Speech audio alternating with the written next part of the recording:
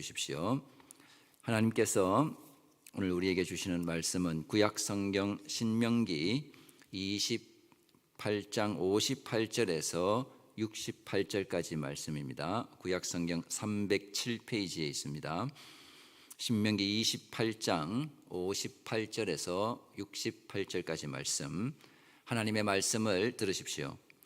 내가 만일 이 책에 기록한 이 율법의 모든 말씀을 지켜 행하지 아니하고 내 하나님 여호와라 하는 영화롭고 두려운 이름을 경외하지 아니하면 여호와께서 내 재앙과 내 자손의 재앙을 극렬하게 하시리니 그 재앙이 크고 오래고 그 질병이 중하고 오래일 것이라.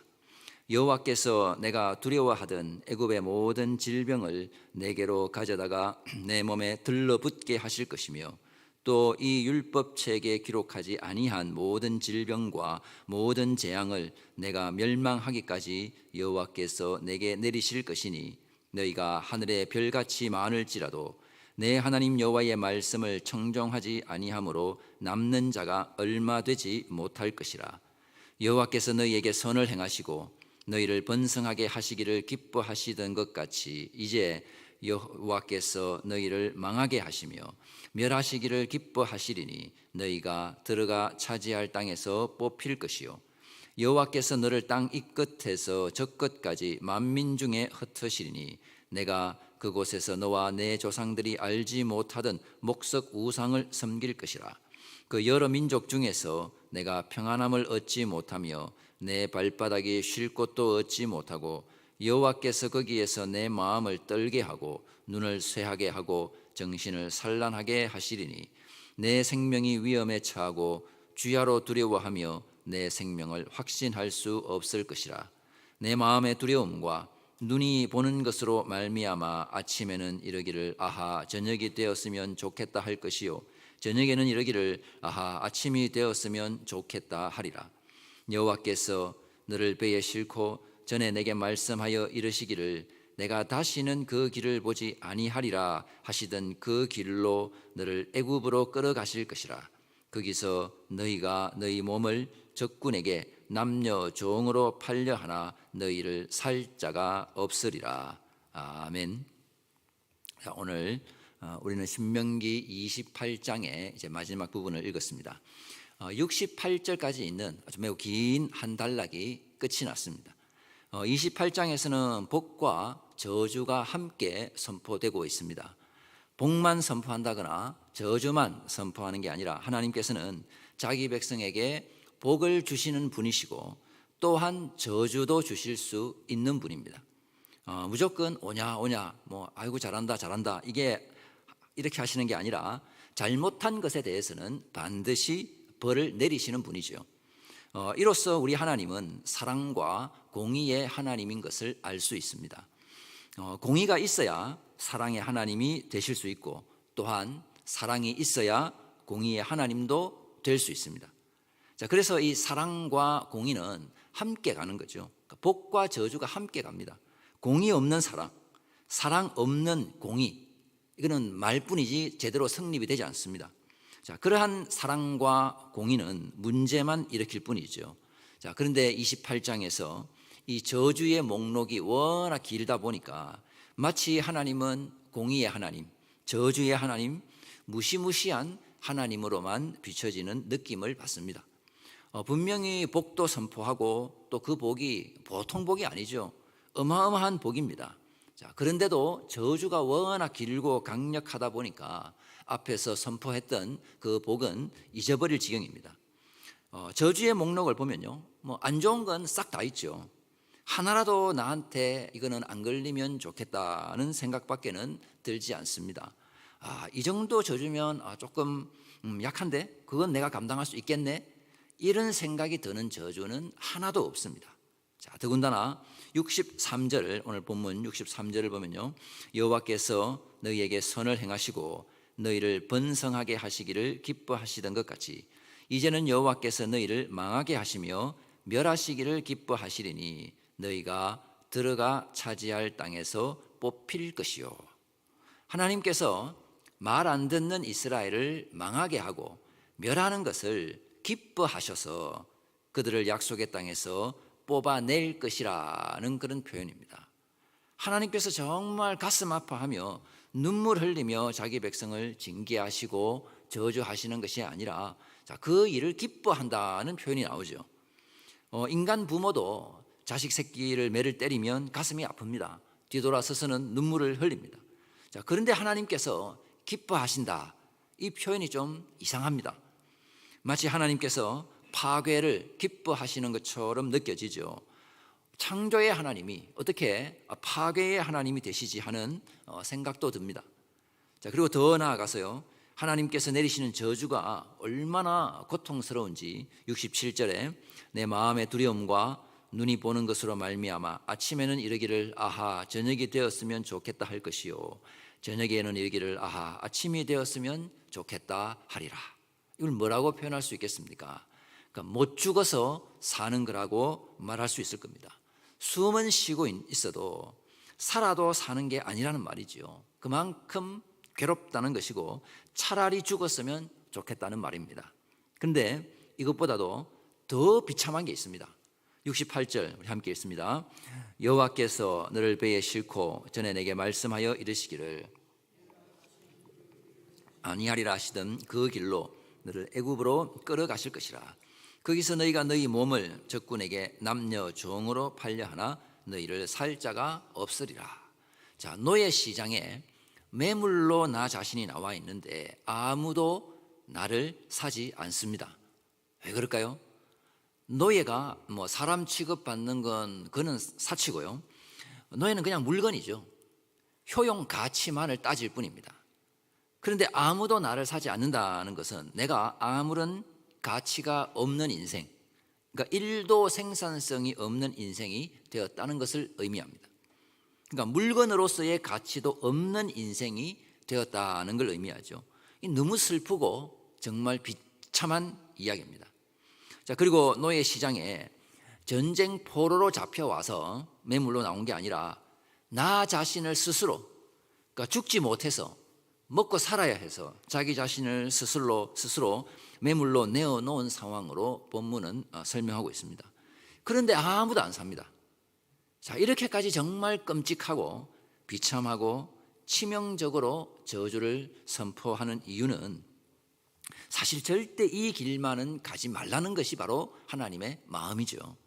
그러니까 너 죽어 이러면서 낭떠러지에서 밀어서 떨어뜨릴 것처럼 그렇게 보이는 말씀이지만 사실은 그 낭떠러지까지 밀고 가서 멈춰 세우고서는 절대 망해서는 안 돼, 절대 죽어서는 안 돼, 파멸되어서는 안 돼라고 외치는 하나님의 사랑의 경고입니다. 그게 저주죠. 이것이 이토록 저주가 세게 나타나는 이유입니다. 최근 드라마 중에 참교육이라는 게 있었습니다. 보시는지 모르겠는데요, 저는 유튜브에서 이렇게 짧게 보았는데 한마디로 이건 속이 시원한 드라마죠. 교권이 무너진 학교에서 교권보호국이라는 기관의 공무원이 학교로 파송되어서 교권을 침탈하는 학생, 또 학부모를, 그리고 교사를 그렇게 참교육하는 이야기입니다. 드라마다 보니까 폭력이 난무하고 소위 요즘에 인권이라고 하는 건 전혀 아랑곳하지 않고 오로지 참교육을 위해서 무너진 교권을 바르게 세우고 교사와 학생들이 각자의 자리에서 옳은 일을 할 수 있도록 자신에게 부여된 그 권위를 사용하는 모습을 보여줍니다. 자, 이러한 참교육의 시청자들은 아주 통쾌해하고 학교가 정상으로 제대로 된 모습이 되기를 바라면서 보았습니다. 그러니까 하나님께서 이스라엘 백성을 향해서 저주를 선포하고 마치 모든 인간성의 상실과 함께 비참한 모습까지 끝까지 그렇게 밀고 가시는 이유는 바로 자기 백성을 참교육하기 위해서 그렇습니다. 마땅히 인간이 있어야 하는 자리, 하나님의 형상으로 창조된 피조물이 있어야 하는 자리, 하나님의 구원하심을 입고 하나님 나라의 백성이 된 이스라엘이 마땅히 살아가야 하는 자리에서 떠나지 말기를 바라면서 복된 자리를 벗어나는 것은 곧 저주라는 것을 선포하는 것입니다. 자, 이렇게 복과 저주를 들었습니다. 자, 그렇다면 여러분 같으면 저주의 길로 가시겠습니까? 아니면 어떻게 하든지 복된 자리에 붙들려 있으려고 하겠습니까? 당연히 머리로는, 상식적으로는 아니 내가 왜 저주의 자리로 가? 그 말도 안 되지. 당연히 복된 자리에 있어야지. 하나님께서 약속하신 복이 어마어마한데 그 자리에 딱 붙어 있어야지. 생각은 그리하지만 또 내 마음이 끌리는 건 또 다른 문제죠. 자, 그래서 결국 이스라엘은 이 복된 자리를 벗어나고 말았고 저주의 자리로 나아가서 하나님께서 제발 그리하지 말라고 경고하며 선포하신 이 저주가 실행되고 적용되는 자리로까지 나아가고 말았습니다. 자, 오늘 읽은 본문에서 나타나는 이 저주는 저주의 최종판이라고 할 수 있는데요. 하나님의 자비로운 구원 역사가 거꾸로 돌아가는 모습을 보여줍니다. 자, 이스라엘 백성에게 구원이라고 하는 것은 출애굽이죠. 그러니까 저주가 되니까 이 출애굽이 거꾸로 뒤집어집니다. 저주의 내용을 간단히 살펴보면 먼저 저주가 임하는 조건이 있죠. 말씀에 불순종하고 하나님을 경외하지 아니하며, 자, 그러면 저주가 임합니다. 자, 이건 가정에서도 마찬가지죠. 자녀가 부모 말에 불순종하고 부모 알기를 우습게 알고 발가락 사이에 이 때만큼도 안 여기면 그러면 그에 상응하는 대가를 치러야 합니다. 그래야 정신을 차리니까요. 이스라엘 백성이 불순종과 멸시로 하나님을 대하면 먼저 나타나는 저주는 애굽의 재앙이 이스라엘에게로 돌아옵니다. 자, 60절에 여호와께서 내가 두려워하던 애굽의 모든 질병을 내게로 가져다가 내 몸에 들어붙게 하실 것이며, 자, 애굽의 10가지 재앙이 내리는 중에도 이스라엘 백성은 아무도 해를 입지 않았었습니다. 자, 그렇게 하나님의 구원을 받았는데 저주가 임하면 그 재앙이 이번에는 이스라엘 백성에게 들러붙습니다. 이스라엘 백성을 구원하기 위해서 내렸던 재앙이 이제는 이스라엘에게로 돌아오는 거죠. 그러니까 구원받은 백성이 다시 애굽의 상태로 돌아가는 것이고 거기서 보호도 받지 못합니다. 하나님께 불순종하고 하나님을 멸시하는 이유는 인간이 지 마음대로 하고 싶어서 그런 거죠. 그러면 그게 자유라고 생각을 하는 겁니다. 하지만 하나님을 경외하지 않는 자유는 진정한 자유가 될 수가 없고 오히려 더 큰 속박으로 우리를 끌고 갑니다. 자, 그리고 두 번째 저주는 이제 하나님의 약속이 거꾸로 뒤집어지죠. 62절에 너희가 하늘의 별같이 많을지라도 내 하나님 여호와의 말씀을 청종하지 아니하므로 남는 자가 얼마 되지 못할 것이라. 자, 하늘의 별처럼 많게 하겠다는 것은 하나님께서 아브라함을 부르시고 그 후에 이제 조카 롯도 떠나가고 또 조카 롯이 전쟁 포로로 잡혀갔을 때는 쫓아가서 다시 구출해가지고 오고 그렇게 하는 일들이 있은 후에 하나님께서 아브라함을 찾아오셔서 주신 약속입니다. 이때 창세기 15장에서 있는데요. 창세기 15장에서 하나님께서 아브라함과 하나님께서 언약을 맺습니다. 자, 그때 주신 약속이 너의 후손을 하늘의 별과 같이 많게 하겠다는 것이고, 자, 이 약속의 확정, 보정을 위해서 하나님께서 언약의 증거물인 그 쪼갠 짐승 사이로 지나가십니다. 이게 무슨 말입니까? 쪼갠 짐승 사이로 지나갔다. 이 약속을 안 지키면 이 짐승처럼 쪼개진다는 거죠.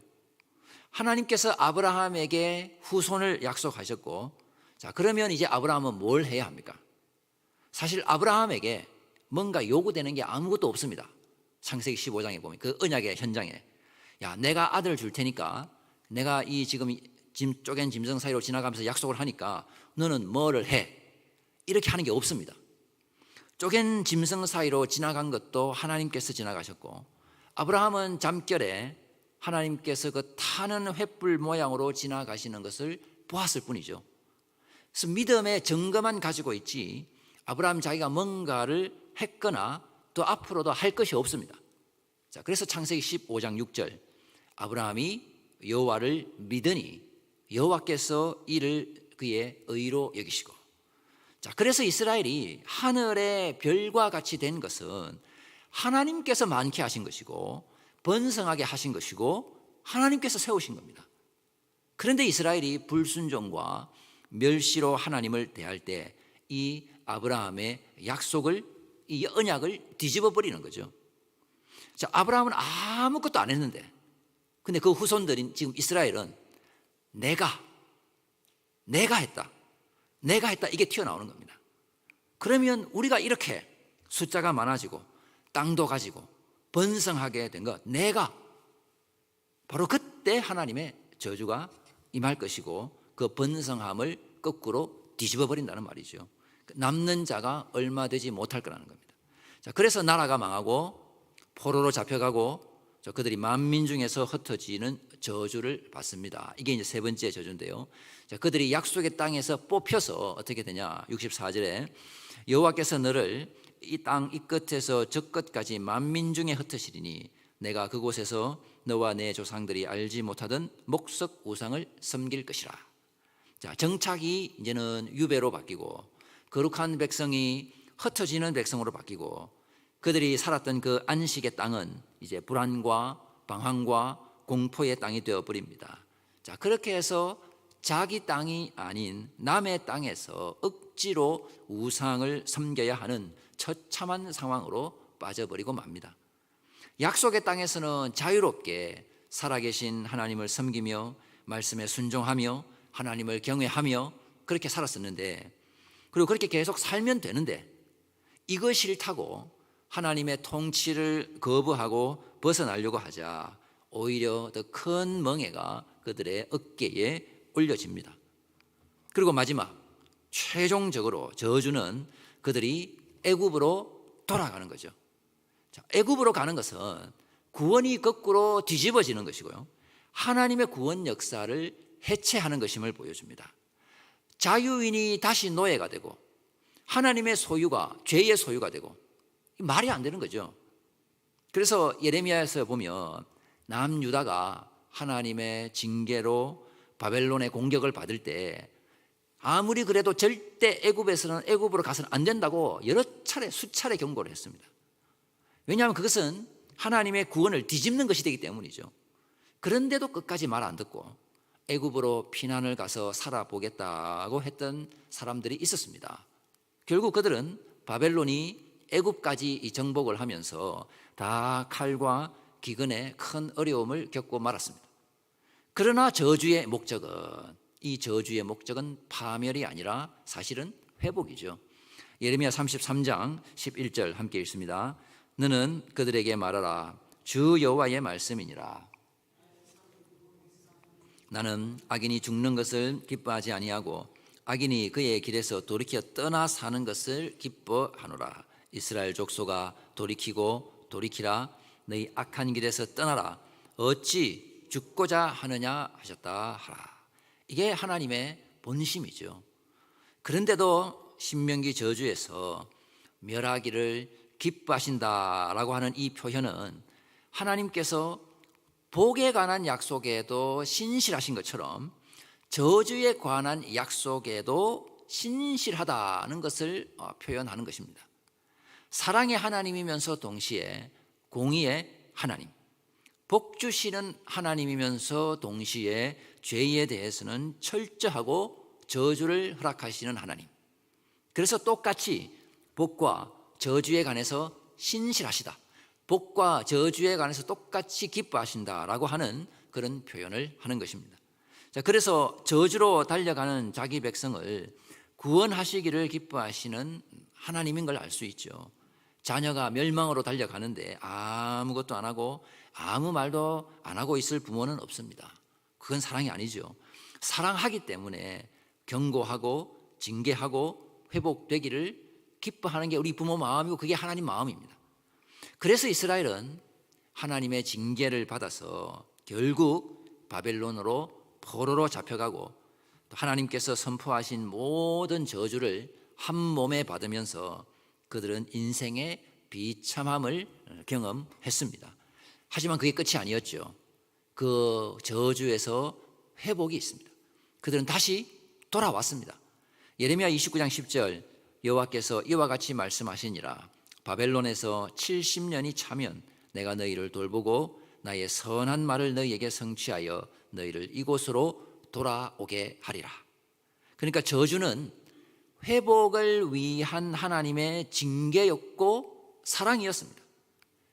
그래서 저주를 경험해야만, 그 고통의 순간을 지나가야만 우리는 참된 하나님의 복을 누릴 수 있는 것입니다.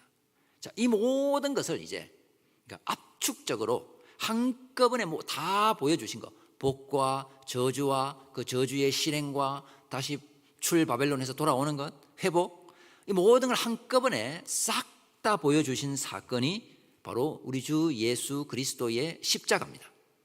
자, 바벨론 포로, 출 바벨론, 그리고 다시 돌아와서 성전을 재건하고 하나님의 백성으로 삶을 살아가는 걸 다 보여주신 분이 바로 우리 주 예수 그리스도라는 거죠. 갈라디아서 3장 13절에 그리스도께서 우리를 위하여 저주를 받은 바 되사 율법의 저주에서 우리를 속량하셨으니 기록된 바 나무에 달린 자마다 저주 아래에 있는 자라 하였습니다. 이스라엘 백성이 죄 때문에 저주를 받아서 온갖 어려움을 겪고 바벨론으로 포로로 잡혀갔습니다. 말씀 불순종하고 하나님을 경외하지 않아서 그렇게 되었습니다. 이것은 죄의 노예가 되었음을 상징적으로 보여주는 역사적 사건입니다. 자, 그러면 어떻게 이 저주를 끊고 다시 하나님의 복됨으로 돌아올 수 있을까요? 누군가 그 저주를 대신 담당해 주어야만 합니다. 그래서 예수님께서 십자가에서 그 모든 저주를 한 몸으로 다 받으셨습니다. 그러니까 신명기 28장의 아주 긴 저주 목록은 전부 다 이 십자가 위에서 다 성취된 거죠. 저주의 그 제일 마지막 끝판왕이 뭐냐? 십자가입니다. 거기에서 예수님께서 저주를 받고 죄의 포로가 되고 그 죄의 결과까지도 예수님께서 친히 그 몸으로 다 담당하신 겁니다. 자, 그래서 우리 한글 사도신경에 이제 빠져있는 번역이 있는데요. 우리는 그냥 장사한 지 죽은 자 가운데서 사흘 만에 다시 살아나셨다 이렇게 고백을 하죠. 근데 원래 그 사도신경에는 음부에 내려가셨으며 라고 하는 표현이 있습니다. 그러니까 예수님께서 바벨론 포로가 되신 것, 그 다음에 죽은 것이고 모든 저주를 다 받으신 겁니다. 그래서 음부에 내려가신 거죠. 자, 누가복음 9장에 보면 예수님께서 베드로와 요한과 야고보를 데리고는 기도하시러 산에 올라갑니다. 이거 변화산 사건이라고 이야기를 하죠. 거기서 기도하시는데 예수님께서 용모가 변하고 또 옷이 막 희게 되고 광채가 나고 그렇죠. 그때 예수님께서 모세와 엘리야와 함께 이렇게 말씀을 나눕니다. 그리고 이 광경을 이제 제자들은 잠결에 보고 듣죠. 그때 모세와 엘리야가 뭐라고 말하느냐? 누가복음 9장 31절에 영광 중에 나타나서 장차 예수께서 예루살렘에서 별세하실 것을 말할세. 별세하면 뭐가 생각납니까? 죽는구나 생각이 나죠. 근데 별세, 이걸 영어로 보시면, 영어 성경에 보시면 디팔처라고 되어 있습니다. 떠나다, 벗어나다는 뜻으로 우리가 출발이라고 하는 의미로 사용을 하죠. 그런데 이 별세, 신약 성경이 헬라어로 기록이 되었으니까 그 헬라어에서 이 별세가 뭐냐? 엑소도스입니다. 엑소도스, 뭘까요? 구약 성경 출애굽기, 엑소더스, 그러니까 탈출, 해방이라고 하는 뜻이죠. 출애굽기, 구약 성경도 헬라어로 번역이 됐는데 그때 출애굽기의 그 책 제목이 바로 엑소도스입니다. 그러니까 예수님이 별세한다. 십자가에서 이 죽는 것, 이게 엑소도스, 출애굽이라는 말이죠. 그 출바벨론이라는 말입니다. 예수님께서 십자가에서 모든 저주를 다 받으시고, 그게 뭐냐? 애굽의 10가지 재앙을 받은 거고, 또 신명기 28장 이 모든 저주를 다 받은 거고, 그리고 이 저주가 성취된 바벨론에 의한 그 침략과 포로됨, 또 그런 다음에 거기서 해방이 되어서 다시 약속의 땅을 향해서 나아가는 그 여정, 그렇게 출바벨론 해서 다시 예루살렘으로 돌아와서 성전을 짓고 또 그 귀한 길, 그 모든 게 다 별세, 엑소도스, 바로 하나님의 구원 역사라는 말이죠. 하지만 이 구약 성경의 출애굽은 예레미야 시대에 보면 유다가 망했을 때 애굽으로 다 또 피난을 가서 거기서 다 죽고 또 바빌론으로 포로로 잡혀가서 또 다시 돌아오고 하는 이런 역사가 반복되었지만은 이제 예수님께서 이루신 그 십자가에서 이루신 이 별세 사건은 우리를 영원한 애굽과 바벨론에서 건져내신 영단번의 사건입니다. 히브리서 10장 10절 이 뜻을 따라 예수 그리스도의 몸을 단번에 들이심으로 말미암아 우리가 거룩함을 얻었노라. 히브리서에서는 이 단번에 자신을 들이셨다는 표현이 여러 번 나옵니다. 왜 단번입니까? 예수님께서 들이신 제사가 완전하기 때문이죠. 또다시 반복할 필요가 없고 출애굽, 출바벨론 반복이 없습니다. 이제는 한 번 뭔가를 더 보탤 필요가 없습니다. 예수님께서 십자가에서 죄의 값을 전부 다 지불하셨고 율법의 저주를 담당하셨고 죄와 사망의 권세를 완전히 깨뜨리셨습니다. 14절 그가 거룩하게 된 자들을 한 번의 제사로 영원히 온전하게 하셨느니라. 한 번의 제사로 영원히 온전하게 하셨다. 그러니까 예수 그리스도 안에서 이루어진 구원은 잠시 우리를 애굽에서 데리고 나왔다가 우리가 또 뭔가 잘못하면 또다시 애굽으로 돌려보내는 그런 임시적인 구원이 아니라는 말이죠. 죄와 사망의 권세에서 영원히 건져내신 구원입니다. 자, 그런 의미에서 오늘 본문 마지막 절을 우리가 다시 한번 보겠습니다. 68절 거기서 너희가 너희 몸을 적군에게 남녀 종으로 팔려하나 너희를 살 자가 없으리라. 자, 너희를 살 자가 없으리라. 자, 본문에서 이 말의 직접적인 의미는 앞에서 말씀드린 것처럼 너무 비참해져서 노예로서도 아무런 가치가 없다는 그런 뜻이죠. 그러니까 이것은 인간이 도달할 수 있는 가장 비참한 자리입니다. 하나님께서 창조하신 하나님의 형상이 하나의 물건이 되어버렸는데 자, 그 물건으로서도 가치가 없다고 평가받는 자리죠. 자유를 얻으려고 하나님을 떠났는데 마지막에는 자기 자신을 자기 마음대로 할 수도 없는 존재가 되어버렸습니다. 자기 몸을 팔려고 해도 사지도 않고 팔리지도 않습니다. 그러니까 이스라엘이 하나님의 통치를 거부한 이유가 무엇입니까? 자기 인생, 자기가 소유하고 싶어서 그런 거죠. 내 몸, 내 거고 내 인생도 내 거고 내가 뭘 하든 이건 다 내 마음이다. 이게 죄의 생각입니다. 그런데 하나님을 떠나서 자기 인생의 주인이 되겠다고 했던 사람이 결국에는 자기 자신도 소유하지 못하는 자가 되어버리는 거죠.